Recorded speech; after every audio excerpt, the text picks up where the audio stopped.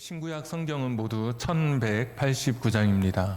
1200장으로 하면 우리가 성경을 일독할 때 하루에 40장씩 30일 한 달 읽으면 4, 3, 12 해서 1200장 성경을 일독할 수 있습니다. 그래서 나는 성경을 한 달 동안에 한번 읽어야 되겠다. 그런 분은 40장씩 읽으면 되고, 나는 2달에 읽어야겠다. 그런 분은 이제 20장씩 읽으면 성경을 일독할 수 있게 됩니다. 설교로 하자면 매주일 지금처럼 매주에 한 장씩 대신 이제 우리가 주일날 한 장씩 설교를 하고 있는데, 그렇게 살펴봐서 매주 한 장씩 성경 66권 1189장을 다 하려면 제가 계산해 봤더니 부활절, 추수감사절, 성탄절 이럴 때는 또 관련된 설교를 해야 되니까 그거 빼고 한 장씩 하면 25년 걸립니다. 그러니까 오늘 레위기 13장 말씀은 주일날 이렇게 다루는데, 오늘 지나가면 25년 후에나 한번 같이 나눌 수 있는 말씀이 될 것입니다. 사실 여러분 설교를 이 13장 레위기 13장 설교를 일부러 찾아 듣지 않으면 여러분 결코 설교를 들을 수 없는 그런 사실 본문입니다. 오늘 읽어보셨지만 이게 참 무슨 내용인지도 모르겠고, 게다가 13장과 14장은 다른 장에 비해서 훨씬 깁니다. 한번 넘겨 보십시오. 13장 한번 넘겨보시고 14장 넘겨보시고, 그 앞에 장들에 비해서 거의 2배, 3배씩 되는 그런 내용입니다. 제가 저도 건너뛰고 싶죠.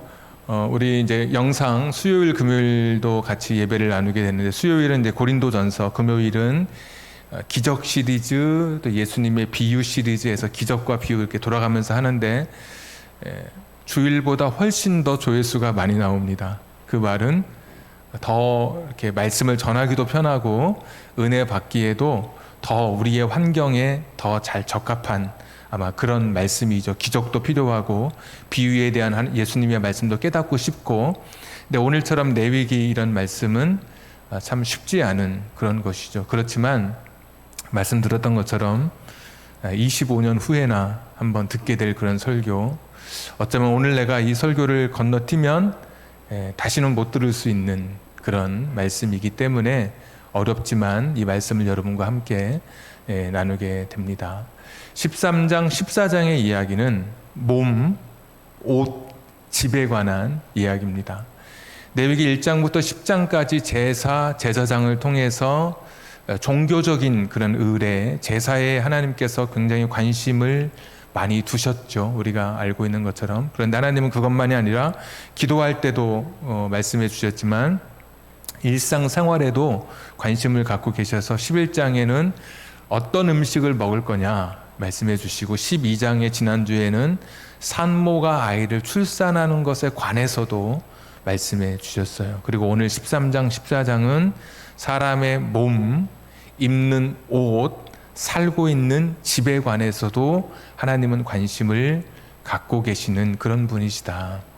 그러니까 우리의 종교적 생활에만 관심을 두시는 분이 아니라 우리의 일상 생활에도 하나님은 세심하게 관찰하시고 우리에게 말씀해 주시는 그런 분이시다. 자, 13장, 14장이 굉장히 길기도 하고 복잡하기도 한데, 성경을 이제 눈여겨보면 반복되는 단어가 한 3가지 종류의 단어가 계속해서 처음부터 끝까지 성경을 이제 관통하고 있습니다. 이 13장, 14장을. 첫 번째 관통하는 단어가 나병이라고 하는 단어인데, 2절 보시면 사람이 그의 피부에 무엇이 돋거나 뾰루지가 나거나 색점이 생겨서 그의 피부에 나병이 생기거든, 나병 같은 것이 생기거든. 3절에도 나병, 그냥 눈으로 보면 엄청 많습니다. 9절에도 나병, 13절, 12절, 13절 나병, 너무나 많아서 셀 수 없을 만큼 엄청난 나병이라고 하는 단어가 등장하고 있습니다. 다시 이제 2절로 좀 보면 나병 같은 것 이렇게 돼 있죠. 근데 그 나병 같은 것 앞에 표시가 제 성경은 1로 돼 있는데, 그 밑에 내려가 보시면 넓은 의미로 악성 피부병을 뜻함. 그러니까 악성 피부 질환의 그 통칭하는 표현이 나병인 거죠. 우리가 나병하면 이제 문둥병 이렇게만 알고 있는데, 문둥병도 어떤 악성 피부 질환의 일부라고 생각하면 이제 전체 피부 질환을 이야기하는데, 2절에는 그래서 뾰루지나 색점이 생기는 거, 이런 그런 피부 질환. 좀 더 보시죠. 9절에는 이건 아예 나병 같은 게 아니라 나병이라고 돼 있죠. 아예 나병. 딱 이거는 그냥 완전한 악성 피부 질환, 이렇게 이제 문둥병 같은 그런 나병, 이런 것도 있고요. 18절에는 어떤 사람의 피부에 이제 종기가 생겼을 때 이것이 나병이냐 아니냐, 그러니까 악성 피부 질환이냐 아니냐를 이제 또 보게 해주시고, 24절에 피부가 불에 데었는데, 그러니까 화상으로 피부가 상처를 입었다가 무슨 세균 감염이 돼가지고 이게 악성이 될 수도 있고 아닐 수도 있겠죠. 그러니까 하나님은 우리 몸에 종기가 나고 피부에 화상을 입은 것까지도 다 관심을 갖고 계신 그런 분이십니다. 29절에는 남자나 여자의 머리에 이제 30절까지 보시면, 30절 뒤에 보시면 옴이죠, 옴. 그러니까 뭐 머리에 옴이 생기는 것까지도 하나님은 참 관심을 두고 계신다. 38절, 남자나 여자의 피부에 색점, 곧 흰색 점이 있으면, 어떤 분은 이제 이게 뭐 백반증 이렇게 이야기하더라고요. 이런 것도 관심 갖고 계시고, 40절에 누구든지 그 머리털이 빠지면, 머리가 빠지는 것에 대해서도 하나님은 관심을 갖고 계십니다. 그러니까 모두 이제 7가지 우리 인간의 몸에 나타나는 그런 현상들을 이제 하나님 말씀해 주셔요. 창조주 하나님이시니까, 우리 인간을 만드신 하나님이시니까 우리 인간의 몸에 대해서 가장 잘 아시죠. 그래서 7가지 인간의 몸에 나타나는 어떤 피부 현상을 말씀하시면서, 그런 현상, 이것이 이제 나병이냐 아니냐, 악성 피부 질환이냐 아니냐를 이제 구분할 수 있도록 하나님께서 이제 설명해 주시는 것입니다. 그래서 뭐 머리가 빠지는 것은 이거는 악성이 아니다, 나병이 아니다, 그냥 어떤 질환일 뿐이다, 피부에 관련된 질환일 뿐이다, 이런 말도 하고요. 이제 그런 이제 설명이 있고, 자 47절 한번 보겠습니다. 13장 47절. 만일 의복에 나병 색점이 발생하여, 사람의 몸에만 이런 피부 질환처럼, 악성 피부 질환처럼 나병이 있는 게 아니라 옷에도 있을 수 있다, 그렇게 이야기하죠. 이걸 뭐 옷에 있는 것은 뭐 곰팡이, 좀 뭐 이렇게 표현할 수도 있겠고. 자 14장 34절, 좀 성경을 넘기셔야죠. 14장 34절. 내가 내게 기업으로 주는 가나안 땅에 너희가 이를 때에 너희 기업의 땅에서 어떤 집에 나병 색점을 발생하게 하거든. 그러니까 또 집도 이 나병이 있는 것이죠. 나병이라고 하는 게, 그러니까 이것도 이제 곰팡이의 종류, 어떤 뭐 박테리아, 무슨 뭐 바이러스, 뭐 잘은 이제 구분할 수 없지만 하여튼 그런 게 뭔가 있다고 이제 그런 상황들을 말씀해 주셔요. 그래서 13장과 14장에 계속 반복되는 단어가 나병, 몸과 옷과 집에 있어서 나병, 그러니까 히브리어는 자라트, 같은 단어가 계속 반복되는 거예요. 이게 어떤 뭐 몸에 어떤 현상이 발생했을 때 나병이냐 아니냐, 이럴 때는 나병이고 이럴 때는 그냥 나병이 아니라 그냥 일반 피부병이고 뭐 이런 이제 설명, 이게 이제 전체 첫 번째 관통하는 키워드고, 두 번째 단어가 퍼졌냐 안 퍼졌냐, 이게 또 계속 반복돼요. 한번 또 13장 5절.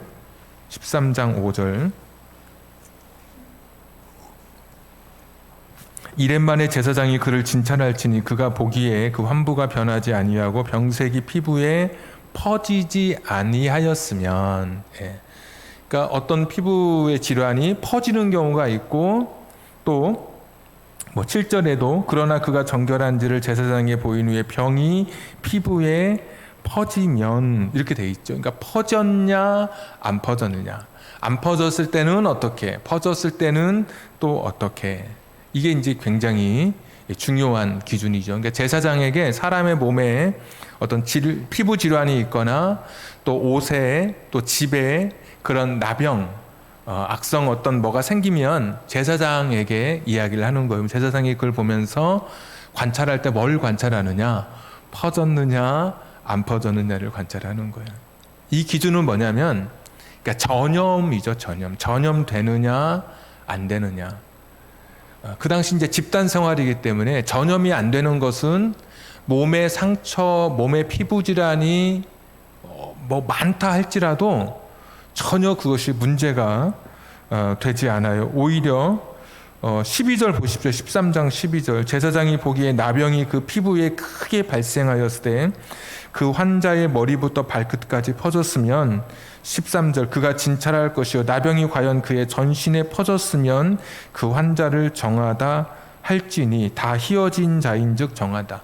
오히려 머리부터 발끝까지 다 있어도 오히려 전염이 되지 않으면 정한 사람이다. 이렇게 표현하죠. 그러니까 이 나병, 옷, 집, 몸 이 관련해서 이게 퍼지느냐 안 퍼지느냐가 이 굉장히 중요한 그런 관점이에요. 그래서 제사장이 볼 때 퍼졌느냐 안 퍼졌느냐, 그러니까 전염성이 있느냐 없느냐. 만약에 지금 코로나도 전염성이 없다 그러면 마스크 낄 필요가 없죠. 전염성이 없으니까.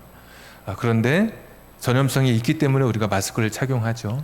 그러니까 이런 오늘 나병이라고 하는 이런 그런 질환 또는 뭐 곰팡이 집이나 옷에 이런 것도 제사장이 보는 것은 이게 퍼졌느냐 안 퍼졌느냐. 그 당시에 감염되기 쉬운 구조잖아요. 더 모여 살고 지금 광야에는 200만이 얇은 텐트 하나에 그냥 부딪히며 살고 그런 시대이기 때문에 이게 굉장히 이제 당시에 중요한 그런 진단의 기준이 되죠. 그래서 첫 번째는 이제 나병이라는 단어가 몸, 옷, 집 다 포함해서 계속 반복되고, 두 번째는 퍼졌느냐 안 퍼졌느냐, 이게 이제 굉장히 중요한 관점이 되고, 세 번째는 퍼졌을 경우에는 이제 부정하다고 표현을 하고, 퍼지지 않았으면 아까 우리 살펴봤던 것처럼 온몸에 다 있어도 전염성이 없으면 정하다, 이렇게 부정하다, 정하다 이런 표현을 해요. 그러니까 이것이 몸으로 말했을 때 뭐 안 닦아서 더럽고 깨끗하고 그런 의미가 아닌 거예요. 성경에서 말하는 정과 부정의 의미는 일상생활이 가능하냐 가능하지 않느냐, 성소에 들어갈 수 있느냐 없느냐를 따지는 그런 기준인 거예요. 기준. 우리가 이제 뭐 제사를 막 드릴 때 어떤 그 과거에 보면 어떤 뭐 일을 하면 야 부정타계 뭐 이런 표현을 하잖아요. 부정타계. 이게 이제 도덕적이나 위생적으로 부정한 게 아니라 뭔가 뭐 신에게 제사를 드릴 때 좀 뭐가 안 좋은, 뭐가 안 맞는 이제 그런 상태를 말하는 거잖아요. 부정탄다 이런 표현이. 그 당시에 이 고대 성경 시대에도 이 부정과 정의 개념 속에는 하나님 앞에 나아갈 수 있는 그런 자격이 있느냐 없느냐, 또 일상생활이 가능하냐 안 하느냐의 그런 구분이지 이 사람이 죄가 있다 없다 이제 그런 건 아닌 거예요. 그래서 정하다 부정하다 이런 의미가 이제 그 당시에 있었고, 그래서 이 세 가지, 처음에 나병 퍼지느냐 안 퍼지느냐, 그래서 퍼졌으면 부정하고 안 퍼지면 정해서 이제 일상생활이 가능한 이 이야기가 오늘 이제 13장 14장의 전체 이야기입니다. 자, 사람인 경우, 사람인데 퍼져요. 이게 나병인데 퍼져요. 그러면 부정하게 되죠. 이게 그러면 이 사람은 어떻게 되느냐, 격리시켜요. 격리. 우리도 이제 격리시키듯이 격리시키는데 46절 같은 데 보시면, 성경을 보시는 분이 계시니까 한번 잠깐 보겠습니다. 46절. 병 있는 날 동안은 늘 부정할 것이라 그가 부정한 즉 혼자 살되 진영 밖에서 살지니라. 퍼져서 부정하게 되면 사람 같은 경우는 자기 집을 떠나서 밖에서 동네 안에 들어오지 못하고 동구 밖에서 살아야 하는 그런 것입니다. 왜 그럴까요? 뭐 다른 게 없죠. 이 사람이 죄인이어서가 아니죠. 퍼지니까, 감염 때문에 또 격리할 필요성이 있기 때문에 이제 격리시키게 되죠. 그럼 옷은 어떻게 다느냐? 나중에 한번 이제 관심 있는 분들은 한번 읽어보시는데, 옷 같은 경우는 처음에 와서 옷에 나병이 이게 생겼습니다. 뭔가 이게 색점이 생겼습니다. 그러면 아마 체크를 할 것 같아요. 이렇게 이 부분 이렇게 해놓고 일주일 있다 와서 보고 이게 번졌는지 안 번졌는지를 보는 거예요. 그래서 번졌으면 이제 태워요. 안 번졌으면 빨래를 하라 그러고, 빨래해서 좀 색이 옅어지고 그러면 그 부분만 잘라내서 다른 옷으로 기워서 입게 해요. 그냥 조금 생겼다 그래서 막 버려 이렇게는 이제 안 하죠. 집도 그렇습니다. 집도 뭐가 이렇게 생기잖아요. 그러면 제사장이 와서 봐서 또 표시를 이렇게 해요. 그 다음에 와서 이게 번졌는지 안 번졌는지 보고, 번졌다 그래서 바로 헐지 않고 그때도 또 그 돌이나 흙을 막 긁어요. 그러니까 곰팡이를 없애는 거죠. 그리고 나서 또 와서 일주일 있다 와서 보고, 그리고 났을 때도 또 이게 생겨나면 그때는 집을 이제 헐어 버리죠. 그러니까 철거를 시키는 거예요. 그러니까 여기서 이제 이 하나님이 어떤 분이신 걸 우리가 알게 되는데, 오늘 이제 제목이 또 이랫동안이잖아요. 그러니까 사람은 이제 그런 거예요. 딱 와서 제사장이 보고 너 좀 피부에 질환이 있네. 너 그냥 나병, 이건 퍼지는 거야. 격리, 그렇게 하지 않으시고, 하나님께서 오늘 읽었던 처음 본문에 이랫동안 제사장이 이제 따로 격리하면서 살펴보게 하는 거예요. 그리고 나서도 또 이랫동안 또 살펴보게 하는 거예요. 그러니까 애매모호할 경우에 하나님께서는 제사장들에게 쉽게 판단하지 못하도록 되게 신중하고 또 신중하게 판단하도록 그렇게 말씀해 주신 거예요. 그래서 어떤 그런 현상이 발생하면 가서 그냥 나병 이렇게 하지 말고 살펴보고, 또 이렛만에 가서 또 살펴보고 또 살펴보면서, 그리고 최종적으로 결정할 때는 정말 아주 무거운 마음으로 신중하게 결정해야 된다.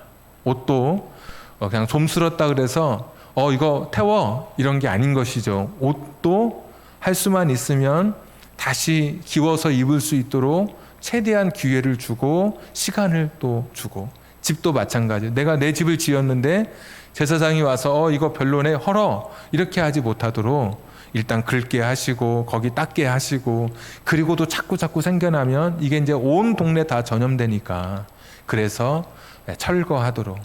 사람은 격리하고 옷은 소각하고, 안 하면 이제 몸이나 두피에 영향을 미치잖아요.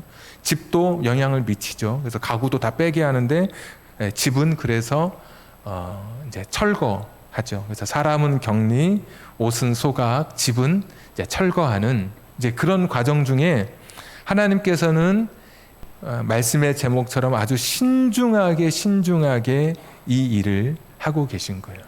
그래서 오늘 본문이 길어요, 여러분. 그래서 나중에 성경 보시면 쭉 나중에 이제 13장, 14장을 읽어보실 때가 돼서 읽어보시면 왜 기냐? 그냥 나병 색점이네 태워, 나병 색점이네 헐어, 나병 색점이네 그러면 그냥 격리시켜 이러면 성경 되게 짧았을 거예요. 그런데 이 성경이 긴 이유가, 야, 또 기다려봐라. 그러고 나서 또 살펴보고 또 기다려보고 또 살펴보고, 그러면 그때 가서 이렇게 해라, 그때 가서 저렇게 해라. 이게 이 내용이 엄청 긴 거예요.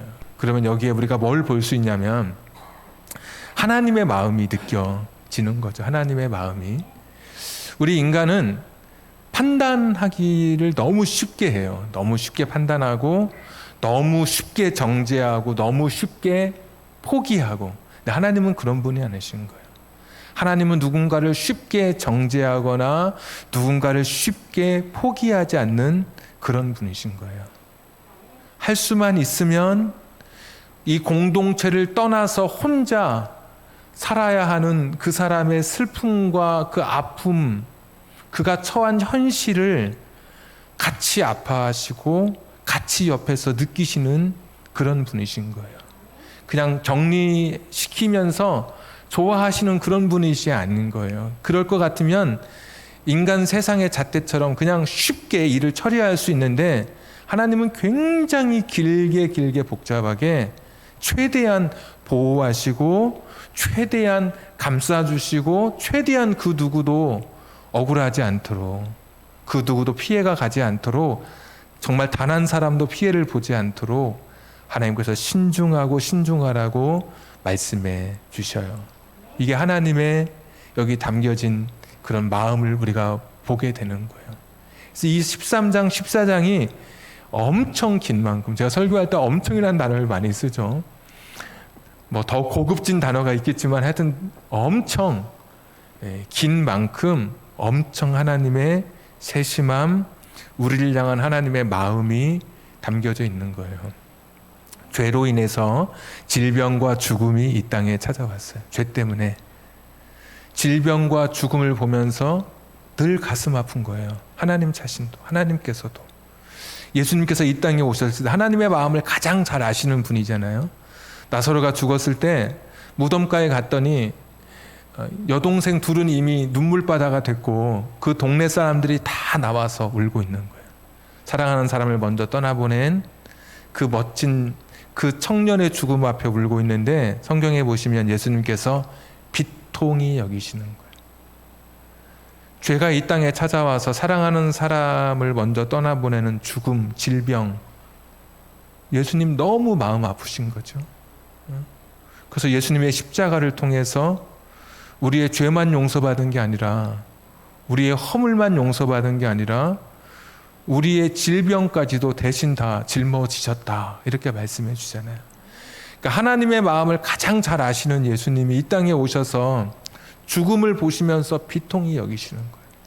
그리고 아픈 사람을 볼 때 예수님께서 아픈 사람을 볼 때 마음이 예수님도 무너지는 거예요. 우리 표현대로 하면 민망히 여기사 불쌍히 여기사.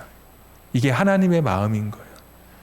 예수님처럼 하나님의 마음을 이곳에 보여주지는 않으셨지만 이렇게 13장 14장의 그 길고 긴 이야기를 통해서 할 수만 있으면 이래 동안 기다렸다가 또 이래 동안 기다렸다가 그리고 결정하고, 옷도 그렇고 집도 그렇고 그냥 쉽게 태워 이러면 한마디면 성경 한 줄로 끝날 것을, 아니야, 일단 기다려보고 한번 빨아봐서 색이 좀 옅어지면 거기만 좀 잘라내고 입어. 그런데도 만약에 했는데도 또 번져가기 시작하면 그때는 어쩔 수 없지, 그때는 태워라. 이런 하나님의 세심하심, 하나님의 마음 따뜻하심, 우리 인간의 생의 삶 속에 오셔서 같이 아파하시는 하나님의 모습이 이 13장 14장에 그냥 쫙 이렇게 밑바탕에 깔려 있는 거예요. 자, 그런데 한 가지 이제 이상한 게 있어요. 치료법이 나와 있지 않아요. 이 긴 이야기 동안에. 이 치료법이 있어야 되잖아요. 근데 그렇게 나와 있지 않아요. 근데 사람들은 기다려요. 14장에 보시면 뭐 2절 같은 데 보시면 내가 언제 정결하게 되는 날, 그러니까 치료받는 날이 있겠지, 이렇게 기다려요. 한번 14장 4절 한번 보실까요? 14장 4절, 제사장은 그 정결함을 받을 자를 위하여. 정결함을 받는다 이렇죠. 사람이 내가 정결해지는 게 아니라 정결함은 받아지는 거예요. 이게 수동태죠. 이게 신적 수동태라고, 사람이 자기 힘으로 고치는 게 아니라 하나님의 은혜로 고침받게 되는 거예요. 이게 그러니까 인간의 치료법이 여기 이제 등장하지 않아요. 그러니까 이런 악성 피부 질환은, 전염성이 있는 피부 질환은 하나님이 하셔야 한다. 근데 사람들은 희망을 가져요. 14장 5절 같은 데 보시면 새를 5절 6절에 보시면 두 마리를 준비해요. 하나는 죽은 새, 하나는, 그러니까 한 마리는 잡아서 죽이고 한 마리는 살아있는 새, 날려보내기도 하는데, 죽은 것 같은 내 인생이 이제는 살게 됐다, 이렇게 자유하게 됐다, 이제 이런 걸 의미하는 거예요. 그러니까 이렇게 치료받고 나서, 하나님의 은혜로 치료받고 나서 죽은 새처럼 내가 이렇게 죽었는데 한 마리 날리면서 내가 이제 다시 살게 됐다, 이런 이야기는 있어요. 14장 초반에. 그런데 어떻게 치료받느냐, 어떻게 치료받게 될까? 이런 이야기는 이 긴 이야기 속에 사실 없어요. 이게 참 이상하죠.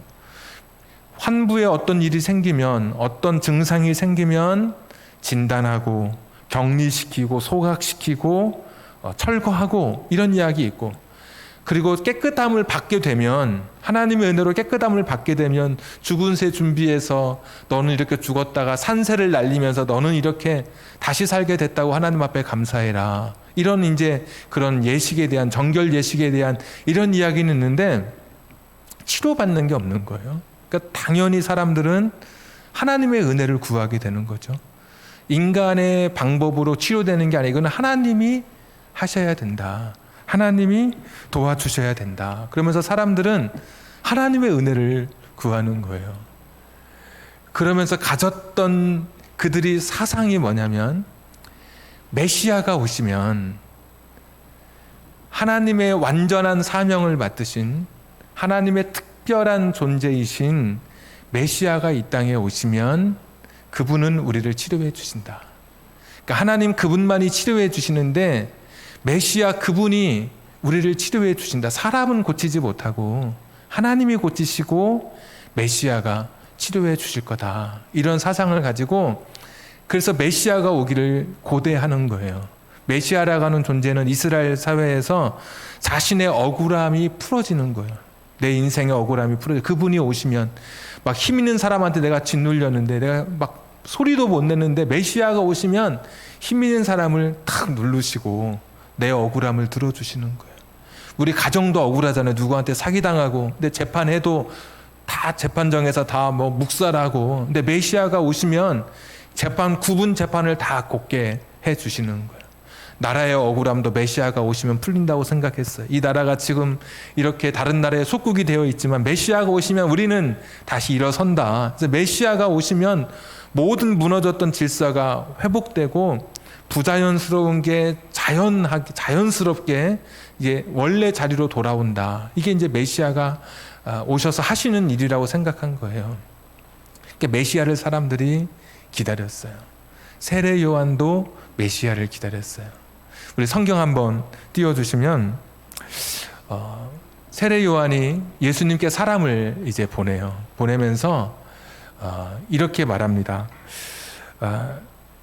당신이 오실 분이십니까? 아니면 우리가 또 다른 사람을 기다려야 합니까? 이렇게 예수님에게 물어요. 사람들, 제자들을 보내서 당신이 오실 그분이십니까? 메시아이십니까? 아니면 또 다른 사람을 우리가 기다려야 합니까? 그때 예수님이 주신 말씀이 오늘 7장 22절인데, 예수께서 대답하여 이르시되 너희가 가서 보고 들은 것을 요한에게 말해줘라. 세례 요한에게 말해줘라. 맹인이 보며 못 걷는 사람이 걸으며 나병 환자가 깨끗함을 받으며 귀먹은 사람이 들으며 죽은 자가 살아나며 가난한 자에게 복음이 전파된다 하라. 아멘. 네, 이 이야기를 해줘라 그러는 거예요. 나병 환자가 깨끗함을 받게 된다고 말해줘라. 이게 메시아가 오셔서 하시는 일이잖아요. 그러니까 치료법이 구약의 레위기 13장 14장에는 치료법이 없어요. 그런데 오늘 예수 그리스도 그분이 이 땅에 오셔서, 하나님이신 그분이 오셔서 나병을 치료하시는 존재로 자기 자신을 드러내기 시작하시는 거예요. 그러니까 구약은 기다린 거예요. 메시아 예수님을 기다린 거예요. 근데 신약에 정말 예수님이 오셔서 인생의 질병을 치료하시고 고쳐주시는 거예요. 실제로 나병 환자를 치료해 주시죠. 여러 차례 치료해 주시죠. 나병 환자의 집에서 같이 시몬의 집에서 음식을 먹고 나누기도 하시죠. 진짜 메시아.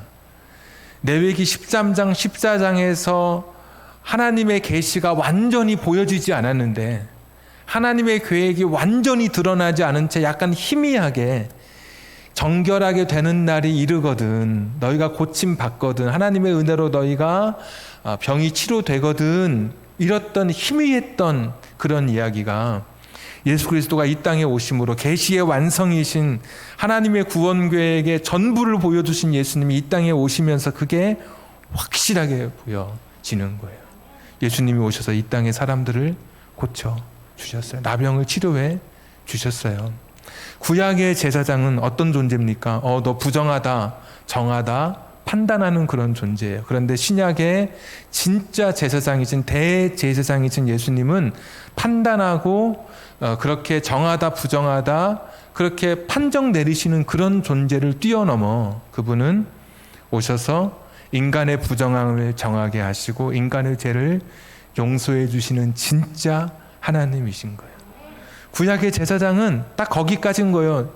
그 구약의 율법은 너 죄인이구나. 딱 여기까지인 거예요. 너 부정하구나.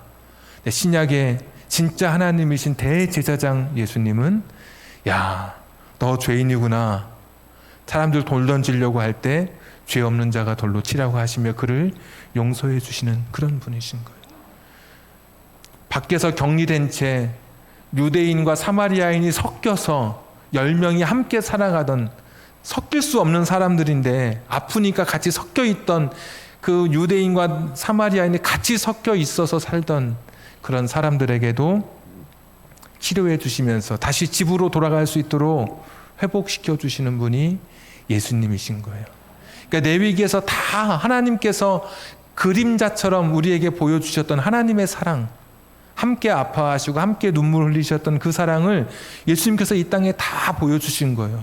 죽음 앞에 비통해 하시고 아픈 사람 보시면서 38년 된 병자 보시면서 불쌍히 여기시고 그리고 하나님 은혜로 고침받게 되는 날을 사람들이 기다렸는데 그러면서 그 은혜를 기다리면서 메시아 기다렸는데 예수님 오셔가지고 실제로 사람들을 치료해 주시고 붙잡아 주시고 그들에게 새로운 삶을 허락해 주세요. 너 제사장에 가서 네 나은 몸을 보여줘라 그런 거잖아요. 너 다시 가정으로 돌아갈 수 있도록 회복시켜 주시는 분이에요.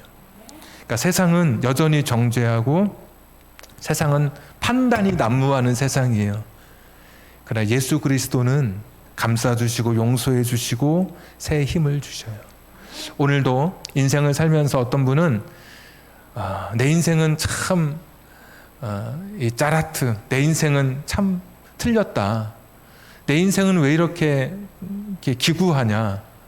내가 살아왔던 지난날은 다 헛것인가 봐. 이렇게 사람들이 그렇게 판정 내리고 자기 자신도 스스로 자기 자신을 비하하면서 내 인생은 왜 그럴까? 나는 진짜 이런 몸 집에 있었던 자라트처럼 나는 그런 존재인가? 이런 분은 레위기 13장에 14장에 머물러 계신 분이지만 그리스도 안에 있으면 새로운 뭐가 되죠? 피조물이 되는 거예요. 우리가 예수님 안에서 이제 새로운 존재가 됐어요. 내 지난날은 참 가치 없고 의미 없는 인생이었지만 예수님 안에서 내가 새로운 가치와 의미를 찾는 그런 존재가 된 거예요. 사람들은 너 악성 피부병이야 손가락질하고 너 전염성 있으니까 너 여기 들어오면 안 돼 판단했지만 예수님은 그를 품어주시고 그에게 새로운 삶을 주셨잖아요. 우리 인생에도 그러신 분이에요. 우리가 아파할 때 같이 아파하시는 분이시고 우리 인생 속에 찾아오셔서 내 인생을 새롭게 해주시는 분, 그분의 이름이 예수 그리스도신 거예요. 우리 인생은 다른 사람들이 나를 어떻게 평가하든지 간에 그거는 레위기 13장 14장의 평가일 뿐이고 나는 예수 그리스도 안에서 새로운 존재가 됐어요. 어제까지 내 인생은 틀렸고 어제까지 내 인생은 이미 실패한 인생이라 할지라도 오늘 예수 그리스도를 내 마음에 품으면 나는 새로운 가치 있는 인생이 되는 거예요. 질그릇 안에 담겨있는 보배 때문에 귀한 것이죠. 예수 그리스도 그분을 내 삶에 모심으로 내 인생은 새로워진 거예요. 내 인생은 다시 시작할 수 있는 거예요. 죽었던 존재가 예수 그리스도로 인해서 새롭게 부활의 그런 삶으로 살아가게 되는 거예요. 오늘 말씀의 제목처럼 또 이랫동안 기다려주시고 또 살피시고 그 누구도 억울하지 않도록 그 누구도 마음 상하지 않도록 기다려주시고 신중하게 우리 곁에 머무시던 하나님께서 예수 그리스도를 이 땅에 보내주셔서 우리에게 참 소망의 삶을 살도록 그 은혜를 허락해 주셨어요. 그 예수님과 함께 나는 새로운 피조물이 됐다.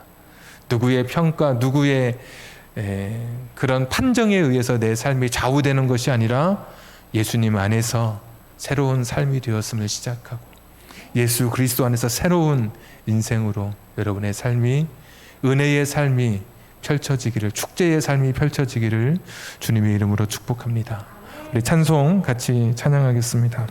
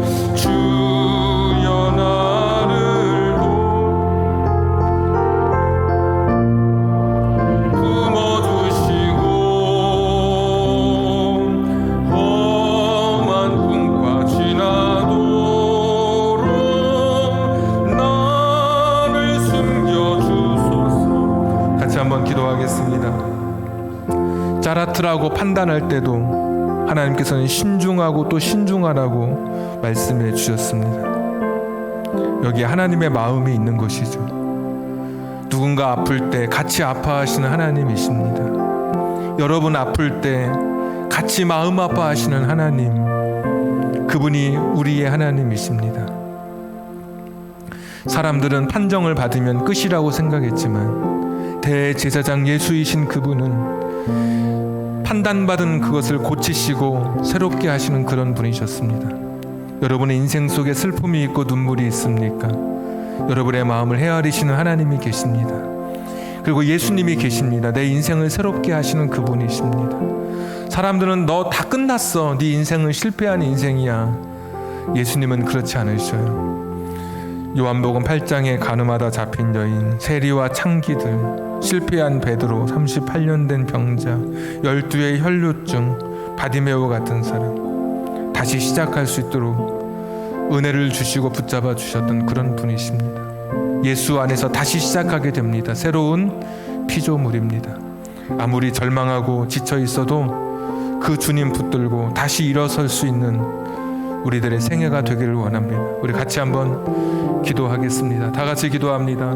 전능하신 아버지 하나님, 우리 인간의 질병을 헤아리시고 내 아픔을 구여 살펴주시는 주님을 기다리며 나아갑니다. 여호와 자비로우신 아버지 하나님, 불쌍히 여겨주시며 하나님 긍휼히 여겨주시기를 빌고 원합니다. 전능하시고 자비로우신 아버지 하나님, 주 앞에 나와 기도하며 나아가오니 주님 긍휼히 여겨주시기를 빌고 원합니다. 여호와 자비로우신 아버지 하나님이시여 도와주시기를 빌고 원합니다. 주님 긍휼히 여겨주시옵소서. 하나님 아버지여 인도하여 주시기를 빌고 원합니다. 주님 다시 한번 머리 숙여 기도하오니 승리의 역사가 있게 하시고 구원의 역사가 있게 하시고 회복됨의 역사가 있게 하여 주시옵소서. 예수 그리스도 안에서 새로운 피조물 된 인생으로 살아가게 하여 주시기를 빌고 원합니다. 전능하신 아버지 하나님, 아무리 지쳐있고 절망한다 할지라도 세상이 나를 실패자라고 규정하고 내 인생이 의미 없는 것 같아도 예수 안에서 새로운 인생을 찾게 하여 주시옵소서. 새로운 피조물 된 인생이오니 자라트 같은 내 인생 속에 주님 찾아와 주셔서 회복시켜 주시기를 빌고 원합니다. 주님, 다시 한번 머리 숙여 기도하오니 긍휼히 여기셔 주옵소서. 긍휼히 여겨 주시기를 빌고 원합니다. 주님 안에서 새로운 인생을 살아가게 해 주시옵소서. 하나님, 불쌍히 여겨 주시옵소서. 불쌍히 여겨 주시기를. 은혜로우신 아버지 하나님, 내 인생은 다 끝났고 실패한 인생이라고 모든 사람들이 규정한다 할지라도 예수 그리스도 안에서 새로운 피조물이 된 것을 고백하며 새로운 내 인생의 의미와 가치를 찾아 힘있게 남은 인생 걸어가는 우리들 되게 하여 주옵소서. 하나님, 몸에, 옷에, 집에 있는 질병을 내 위기에서는 진단만 했지만 예수 그리스도께서 친히 고쳐주시고 회복시켜 주신 것처럼 지금도 몸의 질병을 갖고 있는 한 사람 한 사람을 우리 주님 찾아가 주셔서 레위기 13장의 이야기가 신약의 예수 그리스도의 이야기까지 연결되어 내 인생 속에도 치료의 역사, 기적의 역사가 일어나게 해 주옵소서. 내 안에 피부의 질환이 사라져 가게 하여 주옵소서. 잘못된 세포가 정상적으로 돌아오게 해 주시옵소서. 치료받고 있는 내 모든 몸의 형편이 온전해지고 완전해질 수 있도록 예수 그리스도 만민의 의사가 되시고 하나님의 뜻을 이 땅에 온전하게 드러내시는 예수 그리스도를 통해 치료의 놀라운 역사가 우리들 가운데 일어나게 해 주옵소서. 지금도 슬픔 속에 절망하는 분 있습니까?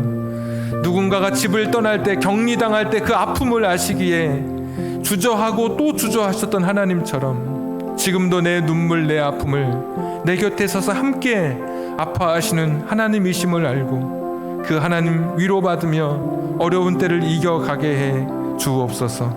오늘도 귀한 예물 드린 손길들이 있습니다. 하나님, 기억해 주시옵소서. 기도 응답 주심을 감사하며 드리는 예물을 하나님 받아 주옵소서. 더 큰 응답으로 함께해 주옵소서. 사업장에 예물을 드리는 손길이 있습니다. 생일감사 예물을 드리는 손길이 있습니다. 세상에 힘들지만 주님 만날 수 있도록 도와주신 것을 감사하며 드리는 예물도 있습니다. 글로 쓰지 않았지만 마음의 소원을 담아 드리는 그런 입술로 드리는 예물도 있습니다. 하나님, 기억해 주시옵소서. 하나님의 시간에 하나님의 때에 풍성하게 갚아 주옵소서. 이제는 우리 구주 예수 그리스도의 은혜와 하나님 아버지의 극진하신 사랑하심과 성령님 감동, 감화, 내주 충만하심이 내 인생을 새롭게 하시는 새로운 피조물로 내 인생을 재창조하시는 예수 그리스도와 함께 어려운 이 시대를 헤쳐가기를 소원하고 결단하는 우리 사랑하는 성도님들 위해, 저들의 가정과 직장과 사업장과 환경과 인생의 꿈 위에 지금부터 영원토록 함께 하시기를 간절히 축원하옵나이다. 아멘.